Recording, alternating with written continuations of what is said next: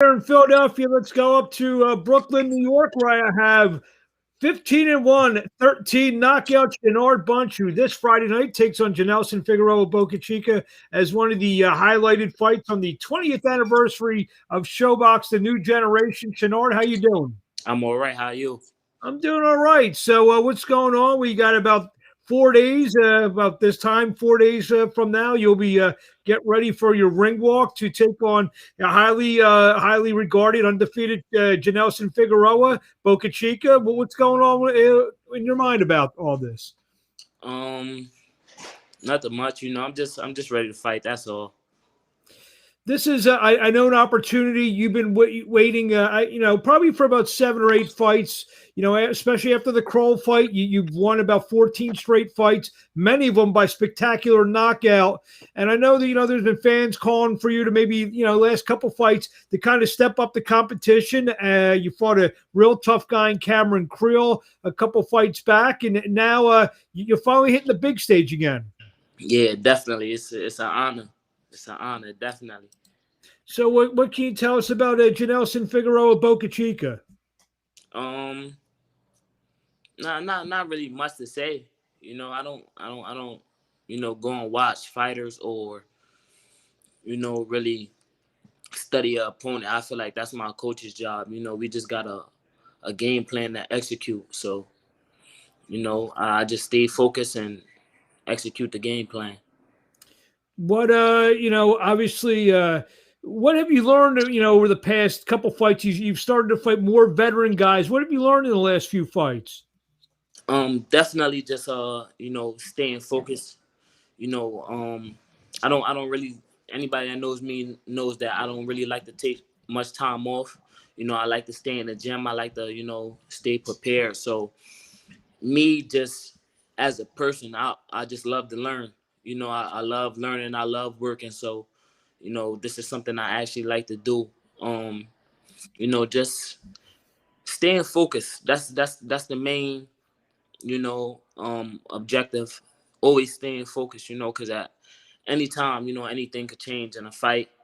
So, just me being around a lot of veteran guys, like even working with Tevin Farmer, just staying focused is the main objective, keeping our head straight, our mental, staying in the fight, and just executing the game plan. That's it.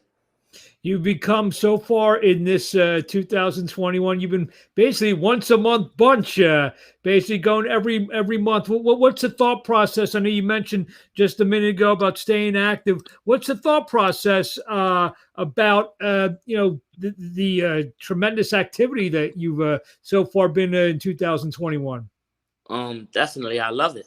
I love it. I just love staying busy. It's just um growing up in Brooklyn, just the environment, everything, I've been through personally with just myself. I'm a fighter. I love fighting. So making the transition, having over 400 amateur fights, almost fighting every week, it wasn't really hard for me to make the transition into the pros. And I feel like at certain times the pros is easier. We get to take our time more, actually playing a masterpiece. So it was definitely a great, transaction. So it wasn't really hard to, just go out there and fight every week. Because, boxers, a lot of boxers don't do that. A lot of boxers, they'll fight one time, probably, a couple months later, then they'll fight again. With me, it was like, it wasn't a problem. And then my promoter, Nadell Promotions, they've been great. So, with getting me the right fights and just, matching me up properly. So, You mentioned your promoter, Nadell, also managed by one of the legends of the game, J. Russell Peltz. What kind of knowledge? I mean, just being around a guy like Russell Peltz not only says that you're a quality fighter, but it also what kind of knowledge and experience has rubbed off from Russell Peltz to you? just always working hard, staying active, always believing in myself. Russell definitely gives me great advice sometimes. So it's definitely an honor and a blessing to have these type of people in my corner. You mentioned Brooklyn, New York. Who were some of the, obviously Brooklyn has so much talent coming out of there. Who were some of your, gym mates and maybe rivals coming up from Brooklyn that you've, you've mentioned 400 amateur fights. Who are some of the guys that kind of helped shape you in terms of the fighters coming up? Um, I remember fighting Nikita. Nikita Bobby, undefeated middleweight prospect. Yeah, definitely. We fought at probably like I think it was 80 pounds. Wow. He's my first loss. He kicked my ass that day. He kicked my ass, but it's always a learning experience. He's not pro yet, but Bruce Carrington, he was supposed to turn pro this Saturday night on the now postponed Wilder Fury card. He was supposed to make his pro debut. Definitely Bruce Carrington. Shushu. I actually started with him. So just great experience. That's like an older brother to me. So sometimes he give me advice and just boxing. Edgar Berlanga, Jose Vargas. These type of guys is actually somebody's now. But just growing up in the same gym and getting advice and seeing where they are now is just like, okay, it's only motivation. And I can imagine you've probably done, between all these guys, hundreds and hundreds of rounds with these guys. Definitely.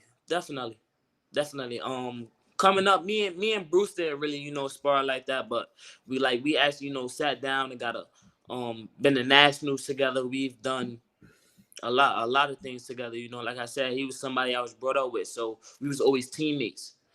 So it was definitely great. Definitely great.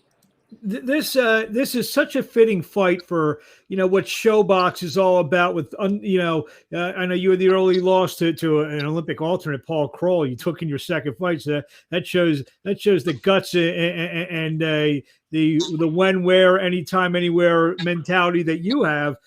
He's undefeated. You're both 22 years old. Two tremendous prospects. I've seen both you guys. Most of all your fights have been in my backyard here in Philly and thereabout, and Janelson as well. This is such a great ShoBox fight, and especially to have it on the 20th anniversary special. What's that mean to you? It definitely means everything. ShoBox is Showtime, and my actual middle name is Showtime. Like, just even speaking about that, when I was born, my mom always said, like, all right, he's gonna be a star. So, we gonna name him Showtime. That's my actual middle name. Like, I be telling people, like, I used to get in trouble in school just because they didn't actually believe me. Like, they think I'd be playing, and then I'll have to really call my mom, like, Mom, can you really tell him, like, this is something I always dreamed about. Fighting on Showtime. This is like, top tier. And I understand that this is, a real big fight. So just me fighting on Showtime, is definitely a blessing. Some guy named Nadel Abuhamud said, we want to fight him again. I believe he's talking about the Paul Kroll fight. Yeah, We're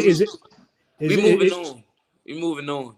But that's not something at some point you would like to get back? I mean, if it comes down to that, then definitely, definitely. I want to be the number one guy. Without a doubt, I want to be the number one guy. So, but I'm not. We're not going backwards. We only moving forward. So, I'm not. That's not something I'm looking forward to. But, definitely, if we got way better. I'm not.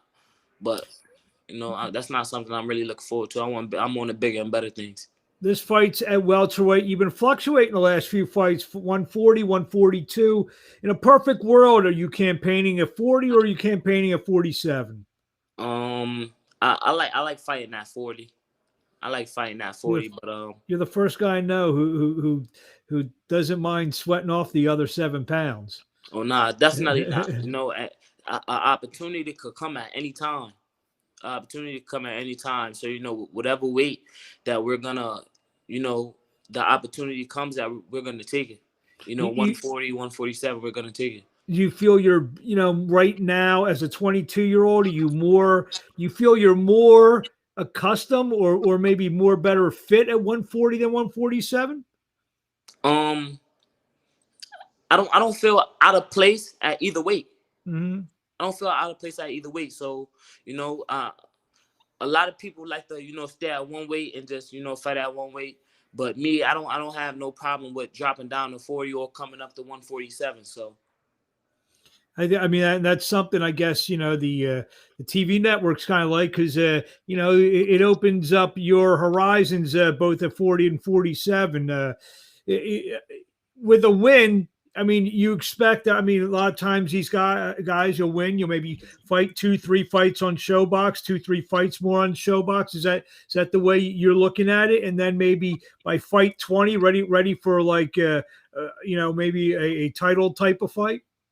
if the opportunity comes, then definitely, I would love to, fight on Showtime and show my talent, and keep fighting on Showtime. Like I said, it's definitely a blessing. Like I've always, like, since I was little, I've always dreamed about fighting on Showtime, only because of the connection. Only because of the connection. So I definitely look forward to fighting on Showtime again. You Definitely. you mentioned Tevin Farmer, and so that means I know you've been training with Chino Rivas. Talk about that transition over the last handful of fights. Um, it's just a blessing. Definitely a blessing. We were supposed to actually start training with Chino for the Paul Crow fight, but he had other situations going on, so it didn't happen until after. But definitely, wow, since I've got with him, I've learned so much. I've accomplished so much. Is we have a great connection. So it's like it was easy for me to make the transaction. And it was like home. It's basically like home. So just me and him, we have a great connection. He just he's just a amazing guy all around. And Definitely an amazing guy all around. he's brought Jason Sosa and Tevin Farmer to World Championship, so he has that championship pedigree behind him. Yeah, definitely. Now, what's it like? You mentioned, Tevin Farmer. I know there's always a good gym of high quality fighters with Chino Rivas. Talk about just being around that type of talent. It's outstanding. It's outstanding. It's actually a dream come true. Like I said, I grew up around a lot of guys. That's actually somebody now, but everybody took their own route. Everybody took their own route, and I've never actually trained with like a world champion. Like an actual world champion. So, just even him giving me advice, me and him sparring. He's giving me pointers. Bunch, do this, do this, do this. Certain things, and just taking certain measures. He's a great guy. He's a great guy. He wants to see everybody do better. So that's definitely a blessing. You have some guys that'll make it and you know um just separate themselves. But Tev is not like that. He wants to see everybody do good. So even in the gym, if I'm doing something wrong, he'll tell me like, "Oh, Bunch, you got to do this. You got to do this way, or maybe try this." He's always giving me pointers. So that's definitely great. Last couple of questions. What do you want to say to the fans out there who, some are going to get to see you for the first time. A lot are going to get to see you fight for the first time on Yeah. Friday night, this Friday night live on ShoBox, A New Generation, the 20th anniversary show, taking on Janelson Figueroa Bocachica. What do you want to tell those fans out there? Definitely get the fight. It's definitely going to be fireworks. I'm prepared. I'm ready for anything. So, definitely get the fight, and we gonna make history. It's my time. And got a couple. We got a couple people say before we let you go. Tone Brown, do you think being so active coming off the pandemic gave you an advantage going into this fight? Definitely, because we stayed active. We stayed active. We didn't miss a beat. Any fight we could get, whether it be in Florida, South Carolina, North Carolina, um, we didn't miss a beat. So definitely. But at the end of the day, you never doubt nobody else. You never doubt nobody else. I know Boca Chica is coming to fight, and I know he's coming to win. So that I wouldn't say it gives me an advantage, really. It just keeps me sharp. But at the end of the day, he's training too. He's training hard too. So You know, we're not doubting anybody. I expect him to come to, you know, and fight hard, and you know. VJ Surge says Jersey, Jersey. So even though you're a Brooklyn guy, it's funny. Some people have you build out of Trenton and you're training in South Jersey with Chino. So I think you're becoming a Jersey guy. Uh, A little bit.